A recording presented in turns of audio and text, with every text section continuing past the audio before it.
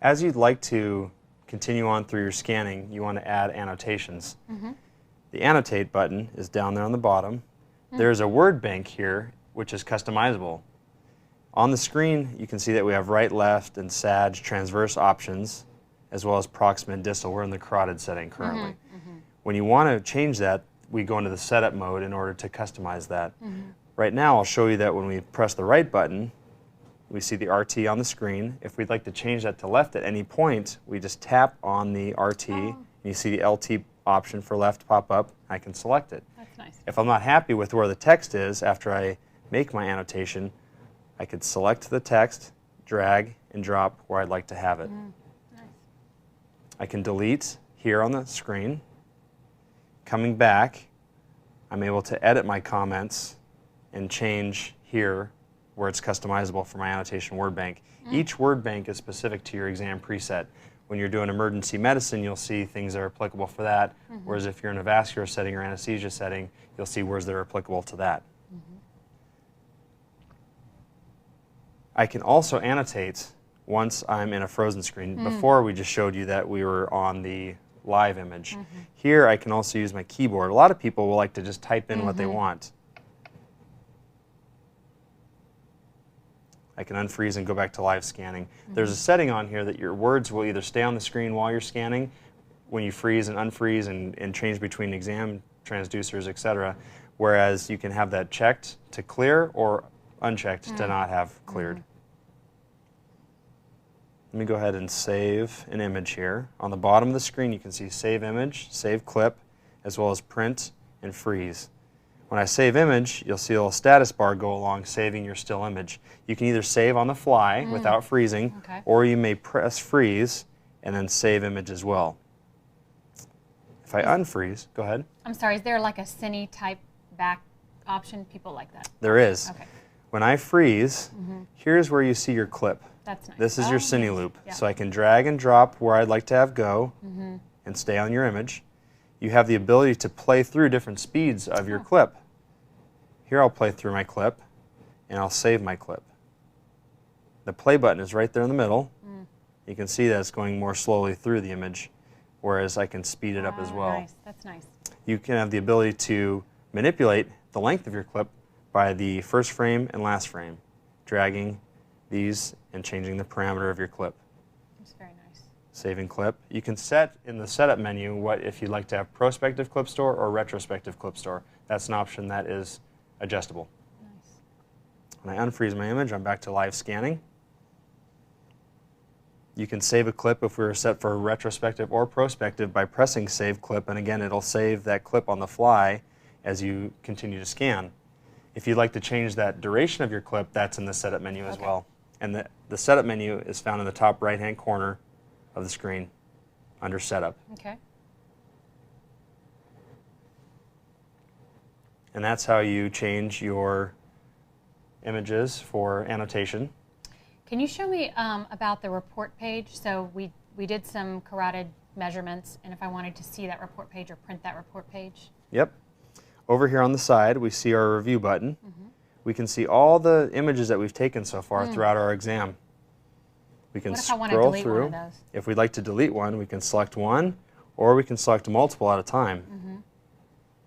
And down here on the bottom, we see the delete option. Right. Are you sure you want to? Yes. Yes, we are. Great. Okay. We can scroll through these. We can change the thumbnail size up here in the top corner. We're seeing them as larger, and we can still scroll through. If you would like to see more of them, you can go there and select what you want. You can select all in the top corner if you're unhappy with all of your images, but this select all would be a good time to talk about sending your images. I can press the Send To button, and whatever we have set up in terms of DICOM storage or a USB, yeah. exactly. Yeah. So you can change your options here on the side for whatever you'd like to send to. And here we have a storage that was programmed in as well as QPath. So there are different options in order to have it set Where up. do you want to go? You can also set up to network printing or digital imaging print. I'll press cancel. Here again, we'll scroll through. We'll see all of our images. And so you can tell that these are cine clips because they look like a little movie clip? Correct, yeah, Okay. it's like a cinema. Okay. If I deselect all and I double tap our clip, it'll come in and run through the clip, which is great. If I go back to review and I want to look at a still image, I can double tap on my still image and it'll pull up. Here's where I could annotate again. I can move my annotation by pressing the annotate feature. So this is how you might be able to manipulate post-process one of your images. You can also measure in the same fashion. Oh, good. And you can change it if I had mismeasured or misannotated. Correct. Yep, absolutely. So I just deleted all my text, and I could come through here. Maybe this is my left CCA, my left common carotid artery. When you do that, you want to make sure that you press the Save Image button again, so that now that you've manipulated your originally saved image, it'll come back and save your new image. I will go back to my Review button, and now I have my newly saved image down here on the bottom. Remember, you can double tap on any of these at any time to go back to seeing that on the full screen. What about seeing, so for this was a carotid exam, and if I want to see my report page to see what the measurements. When you're done reviewing your images, go ahead and press Done. The Report button is just below Review.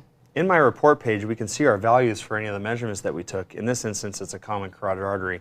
Up here on the top, I can press my image. What this allows me to do is select multiple images, one or multiple images, that will go on this PDF report. I'll select 4 in this case, and I'll press the Done button. When I do that, now when I come to Preview, we're going to see this PDF page that will have images on it as well. You can add your comments as well. This is page 1 of 2. Correct. Yep. And so just like I added images, I can add comments. And here's where you can go ahead and type in what you'd like to have on there.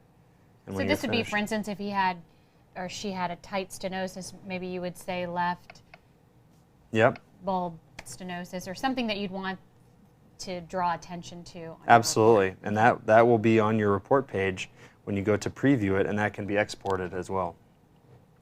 That's nice. And we can scroll through and see that we have multiple pages, and our comments would be at the end of the report. So these are available for any type of ultrasound that we're doing. If we're doing small parts or if we're doing an abdominal, we can still pull up a report page, make comments, and add images. Correct, absolutely. That's very nice. Yep, and in a fast, focused environment, it's nice to be able to add a few images that you want to stand out. Right. If you're doing an emergency medicine fast exam, you could add your 4 or 5 images on there, and it'd be really nice to have quick.